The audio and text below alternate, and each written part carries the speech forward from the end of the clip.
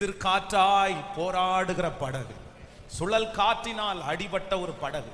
அப்படின்னா சுத்தி சுத்தி சுழல் காற்று ஒரே இடத்துல நிக்க வைக்குது. அவர்கள் தண்டு வலிச்சு என்ன பண்றாங்க அப்படின்னு சொன்னா சோர்ந்து போறாங்க.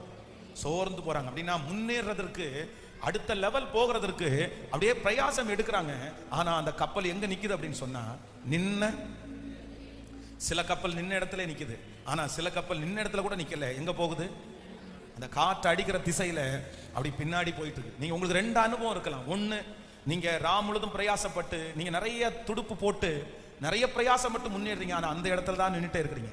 இல்ல அதான் 10 அடி இறக்குனா திருப்பி 5 அடி சறுக்குன்றாங்கல்ல, அந்த மாதிரி நான் பின்னாடி தான் பாஸ்டர் வர்றேன், என் படகு அப்படிதான் இருக்குது.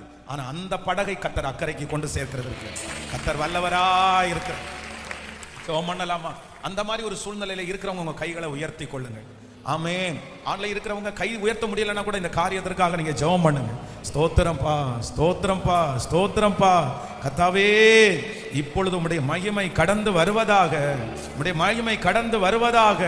இயேசுவே, இந்த சுழல் காற்றினால் எதிர் காற்றோட போராடி அந்த இடத்திலேயே, அந்த லெவலிலேயே, இல்ல பின்னாடி வருகிற ஒவ்வொரு பிள்ளைகளுக்காய் இப்போ ஜெபிக்கிறேன். இது தீர்க்க தரிசனமான வார்த்தை அல்லவா? கூப்பிடுகிறது நீர் அல்லவா? எங்க கரத்தை பிடிச்சிருக்கிறதுக்கு நீர் அல்லவா? இப்பொழுது ஒரு அற்புதத்தை எங்க பிள்ளைகளுக்கு நீர் செய்து, இயேசுவே, ஒரு கிருபையை நீர் செய்ய போகிறதற்காக உமக்கு ஸ்தோத்திரம்.